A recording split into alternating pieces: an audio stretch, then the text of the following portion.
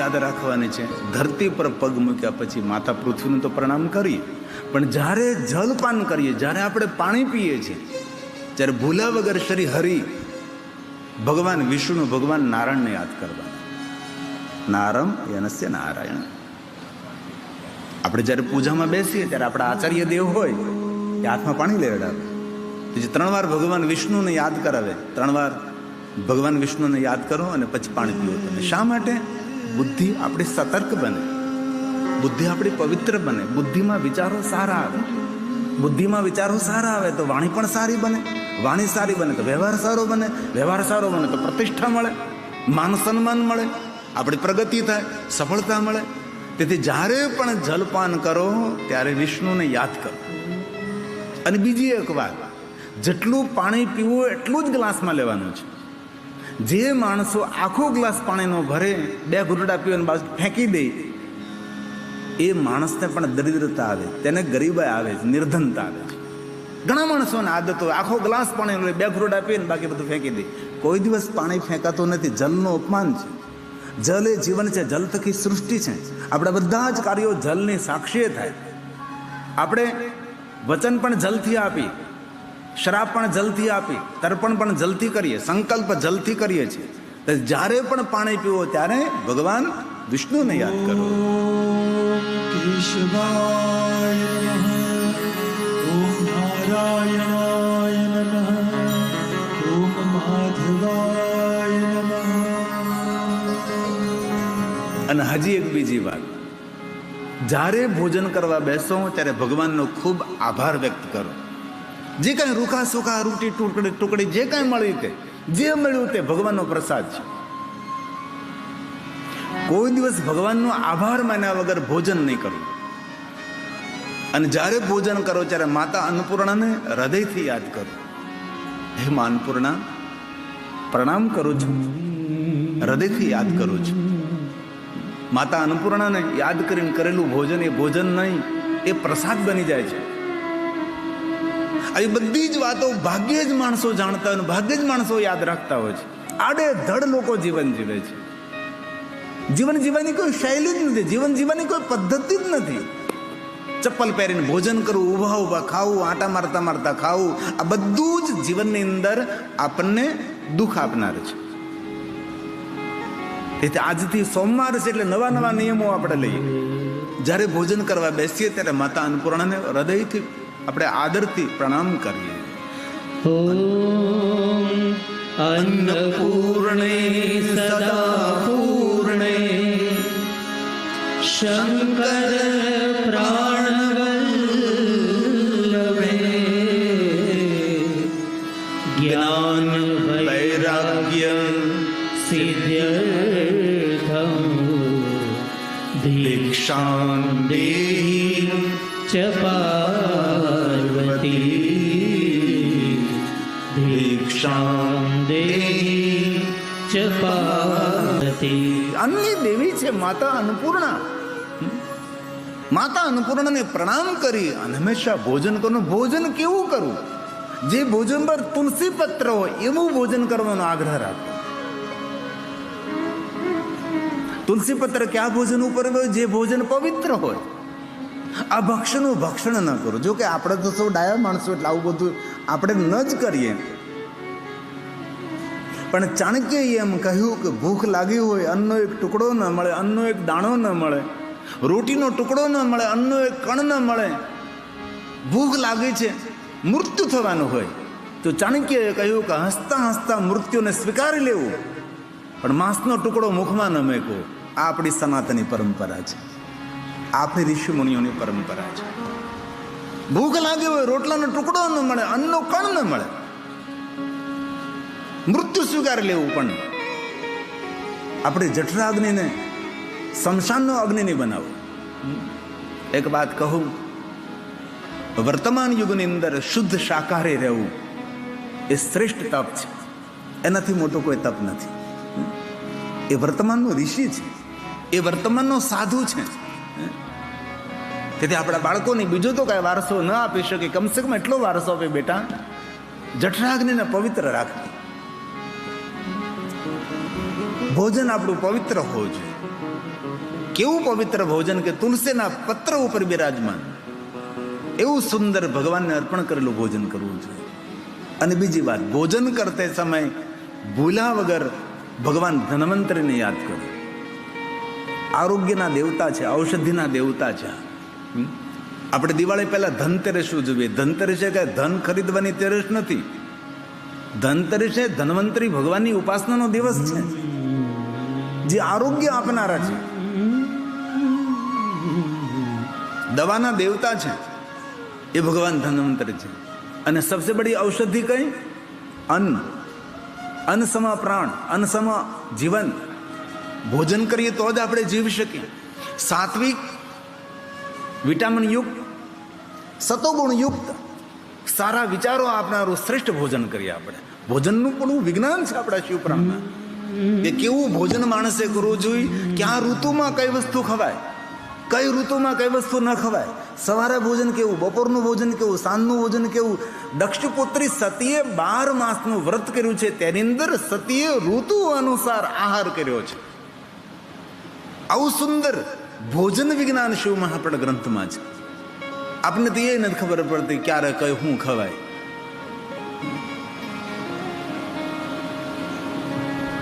તો આપણા આરોગ્યના દેવતા કોણ છે?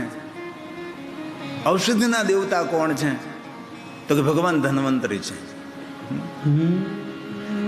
આરોગ્ય આપનારા છે. તેથી સૌથી બડી મોટામાં મોટી ઔષધિ હોય તો અન્ન છે, આપણું ભોજન છે. ભોજનથી આરોગ્ય મળે છે. ભોજન કરવામાં ભૂલ કરીએ ત્યારે આપણને બીમારી આવે છે. બીમારી કઈ ભગવાન ન મોકલે, આપણે જ નહીં ખાવાનું ખાતા હોય, પેટ ભરી ભરીને ખાતા હોય, પેટમાં પાણીની તો જગ્યા ન રહે, પેટમાં હવાની લેવાની જગ્યા, શ્વાસ લેવાની જગ્યા ન રહે, એટલું માણસ ભોજન કરે. થોડું પેટ ખાલી રાખો તો ખૂબ તમને આનંદ મળશે. ઠાંસી ઠાંસીને ભોજન ન કરે. આ બધું જ આપણા શિવ મહાપડ ગ્રંથમાં આહાર વિહારની વાતો કરી છે. આહાર વિહાર અને ઉચ્ચાર અને વિચારની વાત કરી છે. આવી બધી વાતો છે. તો ભોજન કરતે સમય ભગવાન ધન્વંતરીને યાદ કરવા, દવા ગ્રહણ કરતે સમય, ઔષધિ લેતે સમય પણ ભગવાન ધન્વંતરીને યાદ કરવા જોઈએ. અમૃત કલશ જેમની પાસે છે, અમૃતત્વ આપનારા છે, આરોગ્યનું દાન કરનારા એવા ભગવાન ધન્વંતરી છે. વિષ્ણુ ભગવાનના સ્વરૂપ છે. ભગવાન વિષ્ણુ જેવું જેનું સુંદર સ્વરૂપ છે એવા ભગવાન ધન્વંતરીને હું પ્રણામ કરું છું. ઓમ નમો ભગવતે મહાસુદર્શનાય વાસુદેવાય ધન્વંતરે અમૃત કલશહસ્તાય સર્વભય વિનાશાય સર્વરોગ નિવારણાય ત્રિલોકપતये ત્રિલોકનાથાય શ્રી મહાવિષ્ણુ સ્વરૂપ શ્રી ધન્વંતરી સ્વરૂપ શ્રી ઔષધ ચક્ર નારાયણાય નમઃ. શ્રી ઔષધ ચક્ર નારાયણાય નમઃ. ભલે બધું જ યાદ ન રહે, પણ જેટલું યાદ રહે એટલું અનુસરણ કરું. આજનો દિવસ આપણા સૌ માટે ઉજળો દિવસ, કારણ કે સોમવાર છે. મહાદેવના ભક્તો માટે સોમવાર નહીં, દેવતાઓ માટે પણ સોમવાર એક ઉજ્જવળ દિવસ છે. ભગવાન વિષ્ણુજીએ લક્ષ્મીજીને શિવ ભક્તિનું માર્ગદર્શન આપ્યું. વિષ્ણુ ભગવાને લક્ષ્મીજીને કહ્યું કે લક્ષ્મી, મારે ઈષ્ટદેવ મહાદેવ છે, આપ મારા અર્ધાંગની છો. હું તમને સુંદર એક સ્ફટિક શિવલિંગ આપું છું. આજથી આપ ભગવાન મહાદેવની ઉપાસના કરો. ભગવાન શ્રી હરિ, ભગવાન વિષ્ણુજી પોતાના કરકમલો દ્વારા સુંદર સ્ફટિક શિવલિંગ લક્ષ્મીજીને આપે છે. લક્ષ્મીજી રોજ ભગવાન સ્ફટિક શિવલિંગનું પૂજન કરે છે. પ્રાતકાલે મહાદેવનું પૂજન કરે, મધ્યાહને મહાદેવનું પૂજન કરે, સંધ્યા સમયે મહાદેવનું પૂજન કરે, નિરંતર ભગવાન શિવનું ધ્યાન કરે છે. લક્ષ્મીજી મહાદેવના પરમ ભક્ત છે. અને આજનો સોમવાર એ લક્ષ્મી દેવીનો વાર છે. સોમવાર સ્વયં શિવજીનું સ્વરૂપ છે, પણ સોમવાર દિવસે લક્ષ્મીની ઉપાસના કરવાનો પણ મહિમા છે. સોમવારના દિવસે લક્ષ્મીની ઉપાસના કરીને બ્રહ્મ ભોજન કરાવવામાં આવે તો સંપત્તિની પ્રાપ્તિ થાય, આવું શિવપુરાણ ગ્રંથમાં કહ્યું છે. ક્યારેય બ્રહ્મ ભોજન કરાવવાની ઈચ્છા થાય તો સોમવારને રાખવું આપણે. આ બધી જ વાત શિવપુરાણ ગ્રંથમાં કહી છે. આજના દિવસે હજારોની કરોડો કામ છોડી શિવાલયે જવું જોઈએ. ભલે તમને સવારમાં સમય ન હોય તો બપોરે જાઓ, બપોરનો સમય ન હોય સંધ્યા સમય જાઓ, પણ સોમવાર કોઈ દિવસ ભૂલવો નહીં, શિવાલયે જવું જ.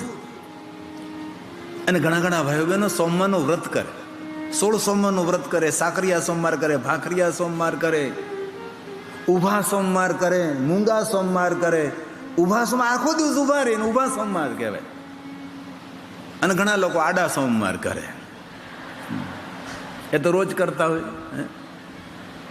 આજના દિવસે વિશેષ પ્રકારે મહાદેવનું પૂજન અર્ચન કરવું. શાંતિ પણ મળશે, સંપત્તિ પણ મળશે, સંતતિ પણ મળશે, ભટકવું નહીં પડે.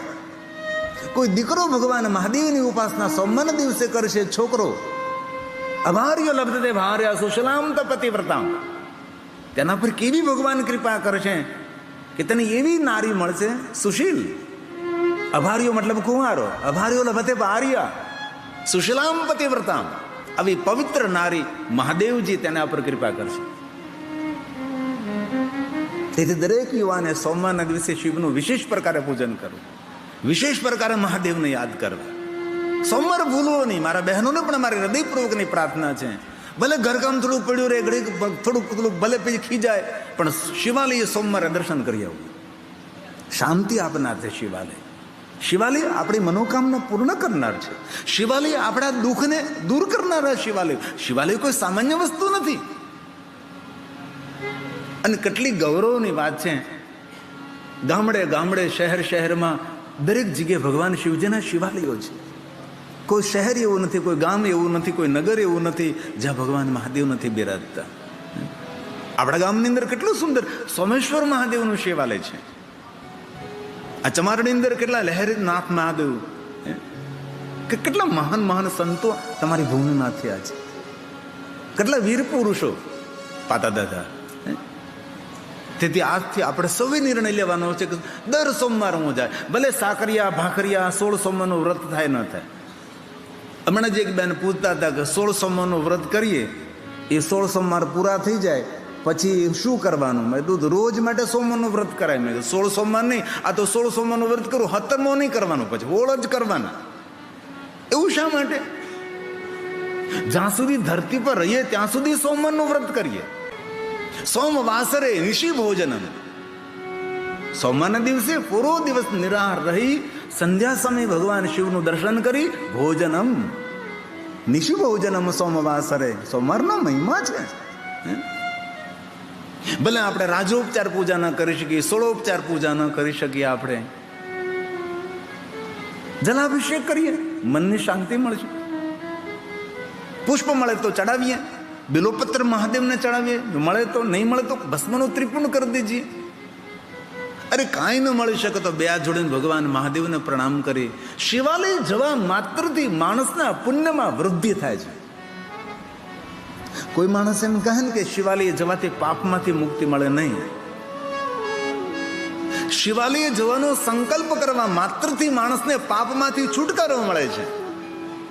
અને જ્યારે માણસ શિવાલય પહોંચી જાય છે ત્યારે તેના પુણ્યની વૃદ્ધિ થાય. કાંઈ ન થઈ શકે. શિવાલય જઈને 2 આંખ બંધ કરી ભગવાન મહાદેવની મનથી પૂજા કરવી, માનસી પૂજા કરવી. મનથી ભગવાનને ગંગાજલ ચડાવીએ. આપણી આ કથાની અંદર તો કેટલો મોટો સંદેશ છે. આખી કથાની થીમ એ ગંગાજળ સાથે જોડાયેલી છે. આ મહેમાનો પણ આવે, સન્માન માટે પણ ગંગાજળની લોટી આપવામાં આવે છે. આપણે રસ્તે કથામાં જ્યારે આવીએ છીએ, માર્ગ બનાવ્યો, બંને બાજુ ગંગાજળ બિરાજે છે. આપણે કથા મંડપની બહાર નીકળીએ તો સુંદર ગંગાજળનો કુંભ બિરાજમાન છે. અને ગંગાજળનો કુંભ લઈ અમારા વઘાસિયા સમાજના આગેવાનો મિત્રો બધા સૌ 12 જ્યોતિર્લિંગમાં પડ્યા, ગુજરાતની યાત્રા કરી, સૌને જાગૃત કર્યા, ગંગાજળ પ્રતિ જાગૃત કર્યા છે. સુરતમાં કથા ચાલતી હતી અમારી, ત્યારે ગંગાજળ યાત્રા ત્યાં પહોંચી હતી. અને અમને પણ સાંજે ગંગાજીના દર્શન કરવાનો અવસર પ્રાપ્ત થયો. અને સાંજે સુંદર ભગવાનની દર્શનની ઝાંખી તે સુંદર શિવલિંગ સાથે એક ગંગાજળનો રથ પ્રારંભ કર્યો. એક સમાજને નવી ચેતના આપી. સમાજને એક નવો વિચાર આપ્યો. કોઈને સારો વિચારને સારું માર્ગદર્શન કરવું ને એ પણ એક પુણ્ય છે. મનથી પૂજા કરવી, જેને માનસી પૂજા કહેવાય છે. કાંઈ આપણી પાસે ન હોય તો મનથી મહાદેવનું પૂજન થાય. મન દ્વારા ગંગાજીમાં સ્નાન કરીએ, સુંદર કપડાં પહેરીએ. પહેલાં તો આપણે તૈયાર થવું પડે ને પૂજા કરવા માટે. સુંદર ચંદનનું ત્રિપુંડ કરીએ, રુદ્રાક્ષની માળાઓ પહેરીએ અને પછી પૂજા કરવા બેસીએ. પછી વિવિધ પ્રકારે ઉપચારો દ્વારા ભગવાનનું આપણે પૂજન કરીએ. આને કહેવાય માનસી પૂજા.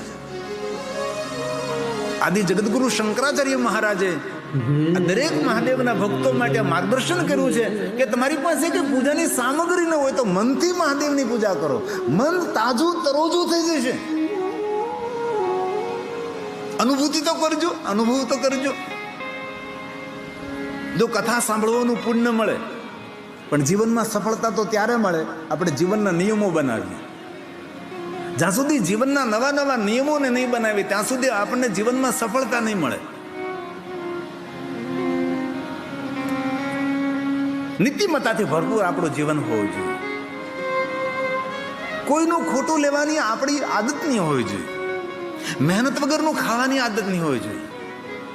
આપણે કાંઈ કામ ન કરીએ અને આપણે પૈસા કમાઈએ તો આપણે જેવા મૂર્ખ કોણ? એ આજને તો કાલ, કારણ કે કલયુગ છે, કર અને યુગ. એ સમયે તને કર્મના ફળ મળશે. આ કલયુગ એવો યુગ નથી કે બીજા જન્મમાં ત્રીજા જન્મમાં આપે. કલયુગ તો આ જન્મની અંદર બધા ફળ આપે છે. આ તમે કથા સાંભળશો, તમને ધીરે ધીરે દેખાશે કે આ કથા સાંભળ્યો કાંઈ તો જીવનમાં દેખાઈ રહ્યું છે. અનુભૂતિ છે, અનુભવ છે. થઈ શકે તો રોજ મનથી મહાદેવનું પૂજન કરવું. રોજ ન કરી શકો, સોમવારે તો કરવો જ જોઈએ. આદિ જગતગુરુ શંકરાચાર્ય મહારાજનો આદેશ છે. રત્ને કલ્પિતમાસનમ હિમજલે સ્નાનમ ચ દિવ્યાંબરમ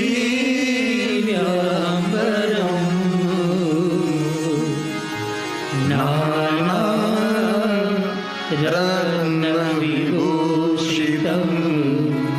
મૃગમદા મોદાંકિતમ ચંદનમ. ભગવાનને ચંદન અર્પણ કરો, જાત જાતના પુષ્પ મહાદેવને અર્પણ કરો અને મનથી.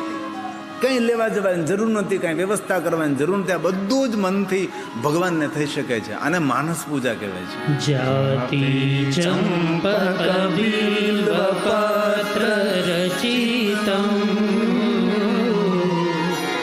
પુષ્પમ ચ ધૂપમ તથા દીપમ દેવદયાનિધે પશુપતે કલ્પિતમ ગુહ્યકા કલ્પિતમ ગૃહ્યકા સૌવર્ણે નવરત્નખંડ રચિતે પાત્રે ધૃતમ પાયસમ ભક્ષમ પંચવિધમ પયોદધિયુતમ રંભાફલમ પાનકમ. દૂધમાંથી બનેલા પકવાનો ભગવાનને અર્પણ કરો. ભગવાનને ખીરનું નૈવેદ્ય અર્પણ કરવું. અને ક્યારેક ક્યારેક ઘરમાં ખીર બનાવીને છોકરાને ખીર ખાતા કરજો. આજે બર્ગર પીઝા તરફ, આજે વિદેશી ભોજન તરફ આપણા બાળકો દોડધામ ભાગવા લાગ્યા છે. નહીં નહીં, ખીર બુદ્ધિની શુદ્ધિ કરે, બુદ્ધિની વૃદ્ધિ કરે. ચાવલયુક્ત ગાયના દૂધમાંથી બનાવેલી ખીર એ ઔષધિ છે. ભગવાનને ખીરનું નૈવેદ્ય ધરાવું. સૂર્યનારાયણને ખીરનું નૈવેદ્ય ધરાવું. ગુરુદેવતાને ખીરનું નૈવેદ્ય ધરાવું. ક્યારેક ક્યારેક ઘરમાં ખીર બનાવતી રહેવી, જેથી કરીને છોકરાઓ એ ખીરને આરોગ્ય, બુદ્ધિની શુદ્ધિ, બુદ્ધિની વૃદ્ધિ કરનારી ચાવલયુક્ત સુંદર અંદર જાયફળ, એલાયચી, જે કાંઈ આપણા ઘરમાં હોય, કેસરયુક્ત ખીર, શર્કરાયુક્ત ખીર, ધ્રુતયુક્ત ખીર બાળકોને આરોગ્યની વૃદ્ધિ આપે છે. તેથી ભગવાનને દૂધમાંથી બનેલા પકવાનો વિશેષ કરીને ભગવાનને ખીર અર્પણ કરવી. ફલોમાં મહાદેવજીને રંભા ફલ બહુ વાલો છે. ઇન્દ્રની અપ્સરા હતી, જેનું નામ રંભા હતું. રોજ ભગવાનને અર્પણ કરતી હતી કદલી ફળ. કદલી એટલે કેળા. ભગવાનની પૂજા કરે રંભા અપ્સરા, મહાદેવને રોજ એક કેળું અર્પણ કરે, કદલી ફળ. ભગવાન શિવે પ્રસન્ન થઈને કહ્યું કે આનું સાચું નામ તો કદલી ફળ છે, પણ હે રંભા, તું મારી પરમ ભક્ત છે, રોજ મને આ ફળ અર્પણ કરે છે, તેથી આજથી આ ફળને તારા નામથી ઓળખવામાં આવશે. તેથી આપણે કેળાને રંભા ફળ પણ કહી શકીએ છીએ. કદલી ફળ જેને કહેવાય છે. ભગવાનને અર્પણ કરવા કેળા. મહાદેવનું દર્શન કરવા જાઓ ને ત્યારે શંકર ભગવાનને કેળા અર્પણ કરવા. શિવજીને ફલોમાં કેળા પ્રિય છે. કેળા ઔષધિ છે, કુદરતનો, ઈશ્વરનો ક્રીમ રોલ એ કેળા છે. આરોગ્યની વૃદ્ધિ કરાવનારો છે. પણ કોને ન ખવાય ને કોને ખવાય એની આપણને ખબર હોવી જોઈએ. અમુક પેશન્ટોને કેળા ના ખવાય, સૌને ખવાય એવું નહીં, ઔષધિ છે. પણ આરોગ્ય તમારું ભરપૂર હોય, તમે એકદમ તંદુરસ્ત હો, તો કેળા રોજ ભોજન પછી ખાવા જોઈએ. ભગવાન શિવજીને ફળોમાં કેળા અર્પણ થાય છે. અમારે રાણસીકેમાં કથા હતી ઘણા વર્ષો પહેલા, કોરોના કાળ પહેલા. મેં કથામાં કેળાનો મહિમા બતાવ્યો. એક ભાઈ ટ્રક ભરીને કેળા લઈ આવ્યા કથામાં. જેટલા કથામાં ભાઈઓ બહેન આવે સૌને કેળા આપે, કેળા આપે. કોઈ પણ તમે જુઓ, સૌના હાથમાં કેળાની લૂમ લટકાતી હોય. ઘરે જતા હાથમાં કેળા હોય, એટલા કેળા. એ માણસને ભાવ જાય ગયો કે ભગવાન શિવજીને પ્રીત, આખું ટ્રક ભરીને મગાવી લીધું. અને જેટલા કથા સાંભળવા આવે એટલે સૌને કેળા. અમારી એક ગામમાં કથા હતી, ગામનું નામ નહીં આપું, ત્યાં ભોજનની વ્યવસ્થા નહીં થઈ. આટલો મોટો સમૂહ, ભોજનની કોઈ વ્યવસ્થા સુવિધા નહીં થઈ શકે તો નહીં થઈ શકે. તો પહેલે દિવસે મને ખબર પડી કે આ કથામાં ભોજનની વ્યવસ્થા નથી, પ્રસાદની વ્યવસ્થા નથી. તો પહેલે દિવસે મેં ખીરનું મહાત્મ્ય બતાવ્યું કે ભગવાન શિવજીને ખીર બહુ વાલી. મહાદેવના ભક્તોને ખીર ખવડાવીએ તો સદરિદ્રો ન જાય, તે કુળમાં નિર્ધનતા ના આવે, કુળમાં દરિદ્રતા ના આવે. ક્યારેક અવસર મળે તો ભગવાન શિવજીના ભક્તોને ખીરનું ભોજન કરાવવું. આવું અડધી કલાક સુધી ખીર ખીર ખીર ખીર ખીરનું એટલું મહાત્મ્ય ગાયું, એટલું મહાત્મ્ય ગાયું. એ ગામમાં એક રાજકોટથી આવેલા બહેન ઊભા થયા, બાપુ મારે આવતીકાલથી બધાને ખીર પાવે છે. મેં કીધું એટલે તો અડધી કલાકથી બોલો છો, ખીર તો પીવા મળે. મેં કીધું ભલે મહાપ્રસાદ ભોજનની વ્યવસ્થા ન હોય, પણ ખીરની તો વ્યવસ્થા થઈ જાય. અને પછી તો હરીફાઈ જે જાગી છે, ખીર ખીર, જ્યાં તમે નજર નાખો ત્યાં ખીરના સ્ટેન્ડ. ખીર પીતા જાઓ, ખીર પીતા જાઓ, ખીર પીતા જાઓ.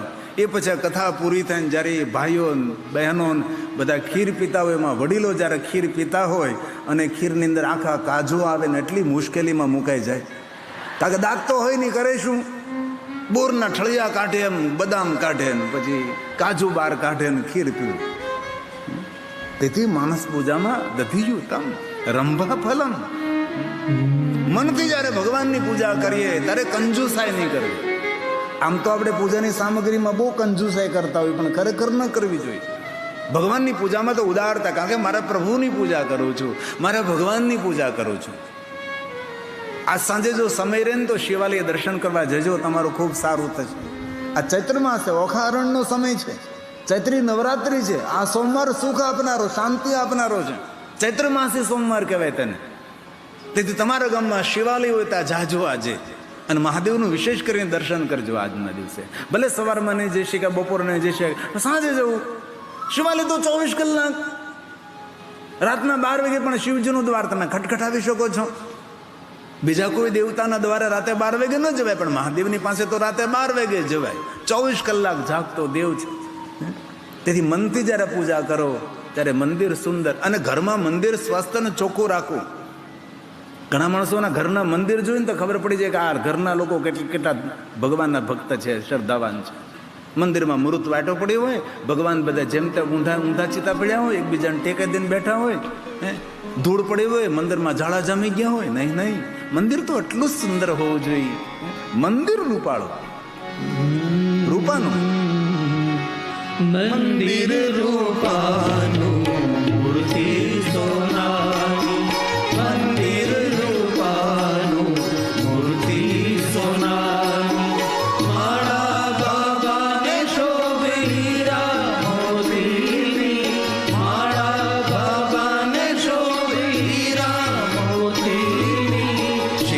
પર ગંગાની ધાર મન મારું પાવન થાય શીશ પર ગંગાની ધાર મન મારું પાવન થાય થોડા તારા દર્શન થાય મન મારું પાવન થાય થોડા તારા દર્શન થાય મન મારું પાવન થાય હાલો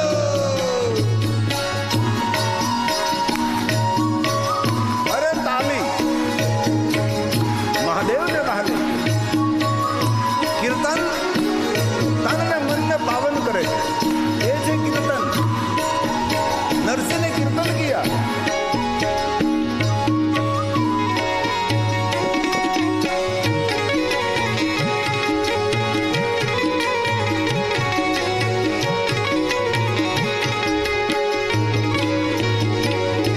દુખિયા તમારા દ્વાર પર આવતા દુખિયા તમારા દ્વાર પર આવતા જન્મ મરણના બંધન બોલીએ બોલીએ જન્મ મરણના બંધન ટાળતા શિવ તમારો આધાર મન મારું પાવન થાય અરે ભોળા હે શિવ તમારો આધાર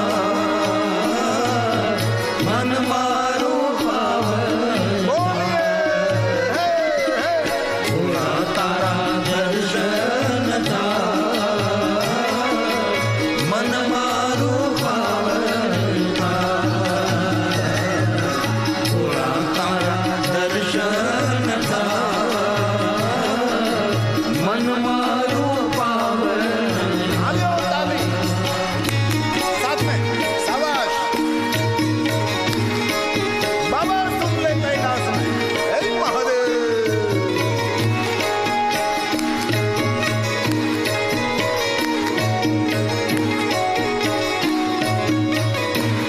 महादेव हे महादेव हे महादेव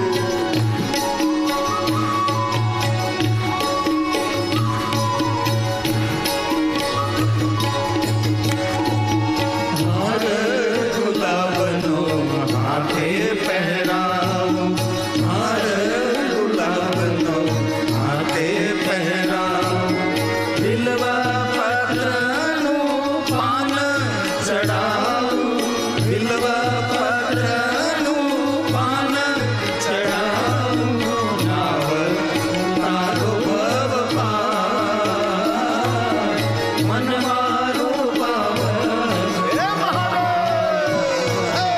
નાવ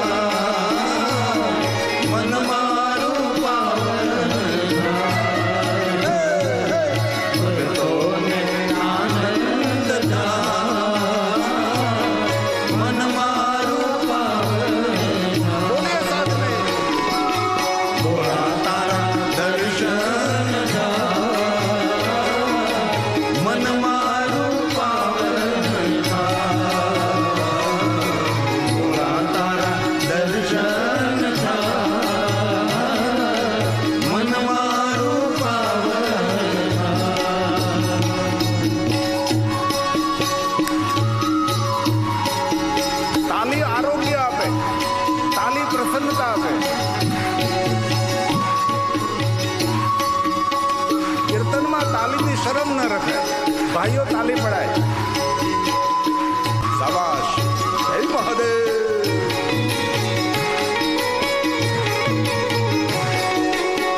તાળી પાડીને રામ રામ બોલજો. તમે અંતરના પડદા ખોલજો. હે ને? ગીત તમારા ગુણ લાર ગાવે, ગીત તમારા ગુણ લાર ગાવે.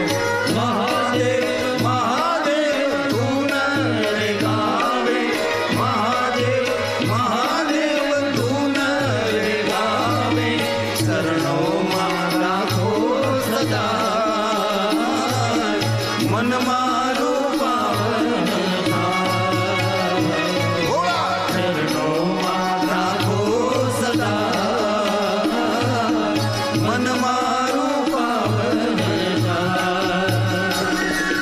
ભોળા તારા દર્શન મન મારું પાવન ભોળા તારા દર્શન મન મારું પાવન.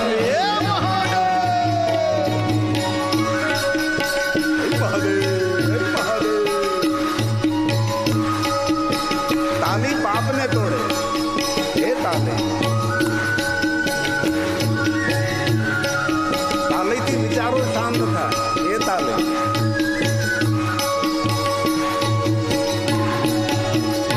મહાદેવ મહાદેવ.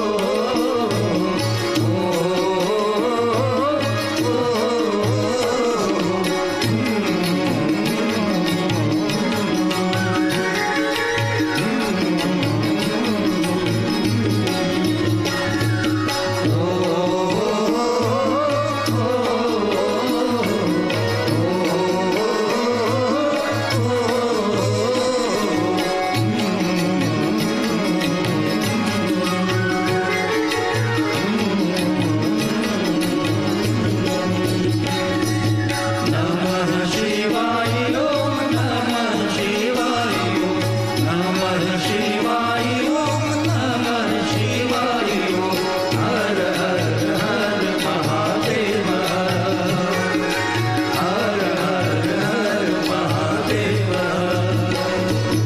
નમઃ શિવાય ઓમ નમઃ શિવાય નમઃ શિવાય ઓમ નમઃ શિવાય હર હર હર મહાદેવ હર હર હર મહાદેવ હર હર હર મહાદેવ. ખૂબ ખૂબ હૃદયથી આપ સૌનું પુનઃ પુનઃ સ્વાગત. આપ સૌની ઉપસ્થિતિને ખૂબ હૃદયથી હું બિરદાવું છું, ખૂબ હૃદયથી વધાવું છું.